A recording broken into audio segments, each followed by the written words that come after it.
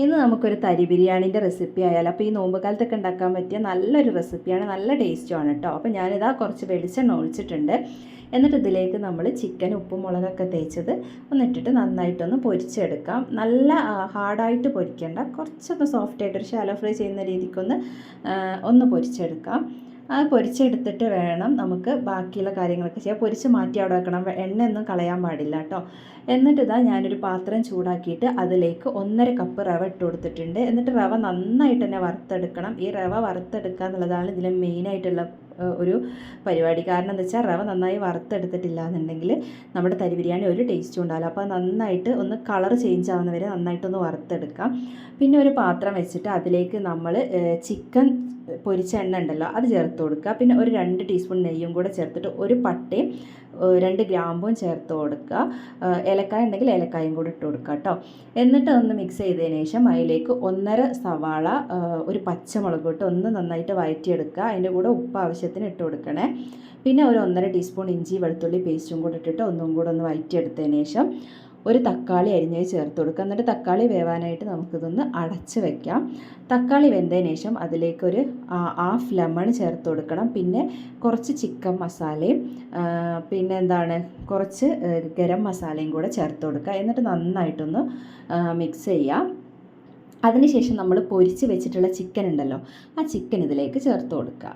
Chicken ചേർത്ത് കൊടുത്തിട്ട് ഈ മസാലയായിട്ട് നന്നായിട്ടൊന്ന് മിക്സ് ചെയ്തെടുക്കുക. എന്നിട്ട് അതവിടെ ഒരു മിനിറ്റ് അല്ലെങ്കിൽ 2 മിനിറ്റ്, അത് കൂടുതൽ വെക്കണ്ട, ഒന്ന് അടച്ച് വെക്കുക. എന്നിട്ട് അതിലേക്ക് നമ്മൾ വറുത്ത് വെച്ച ഈ റവ ചേർത്ത് കൊടുക്കുകയാണ് ചെയ്യേണ്ടത്.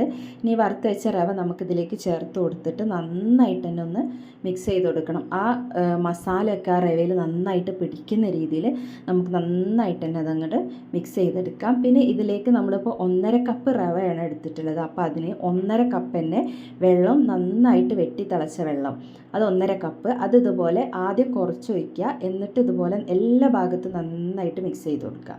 എന്നിട്ട് വീണ്ടും കുറേശ്ശെ ഒഴിച്ച് കൊടുക്കുക. എന്നിട്ട് എല്ലാ ഭാഗവും നന്നായിട്ട് വീണ്ടും മിക്സ് ചെയ്ത് കൊടുക്കുക. അങ്ങനെ 1.5 കപ്പ് വെള്ളം കഴിയുന്നവരെ നമ്മൾ ഇതുപോലെ നന്നായിട്ട് മിക്സ് ചെയ്തെടുക്കണം.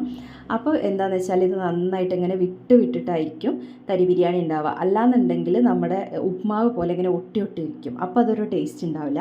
ഈ നേരത്തെ നിങ്ങൾക്ക് ഉപ്പൊക്കെ കുറവുണ്ടെങ്കിൽ നോക്കിയിട്ട് ഉപ്പൊക്കെ ചേർത്ത് കൊടുക്കുക കേട്ടോ. അത് ചിലപ്പോൾ നമ്മൾ ആദ്യമായിട്ട് ഉപ്പ് കുറവുണ്ടാവും. അപ്പോൾ അത് ഈ സമയത്ത് ഒന്ന് ചേർത്ത് നോക്കിയിട്ട് ഉപ്പൊക്കെ നോക്കിയിട്ട് ചേർത്ത് കൊടുക്കുക. അങ്ങനെ വെള്ളം ഫുൾ ഒഴിച്ചിട്ട് നന്നായിട്ട് മിക്സ് ചെയ്തതിന് ശേഷം പിന്നെ ഇതൊന്ന് നന്നായിട്ട് ലെവലാക്കി വെച്ച് കൊടുക്കുക. നല്ലോണം മിക്സ് ചെയ്തിട്ട് ലെവലാക്കി വെച്ച് കൊടുക്കണം.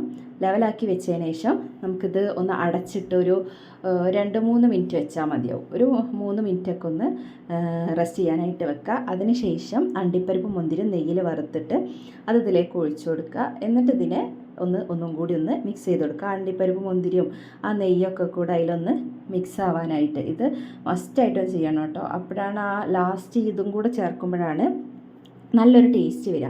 ഇപ്പം നമ്മളിത് ഒരു പാത്രത്തിലേക്ക് മാറ്റുമ്പോൾ കണ്ടോ നന്നായിട്ട് വിട്ട് തരിതരിയായിട്ട് ഇരിക്കുന്നുണ്ടല്ലേ, ഈ ഒരു പരുവത്തിനായിരിക്കും ഉണ്ടാവുക. അപ്പോൾ നല്ല അടിപൊളി ടേസ്റ്റാണിത് കഴിക്കാനായിട്ട്. അപ്പോൾ എല്ലാവരും ഒരു വട്ടമെങ്കിലും ഒന്ന് ട്രൈ ചെയ്ത് നോക്കുക, എന്തായാലും ഇഷ്ടപ്പെടും. നല്ല അടിപൊളി ഒരു റെസിപ്പിയാണ്. അപ്പോൾ എല്ലാവർക്കും ഇഷ്ടപ്പെട്ടെന്ന് വിചാരിക്കുന്നു. ഇഷ്ടപ്പെട്ടാൽ എൻ്റെ ചാനലൊന്ന് സബ്സ്ക്രൈബ് ചെയ്യുക, ലൈക്ക് ചെയ്യുക, ഷെയർ ചെയ്യുക. താങ്ക്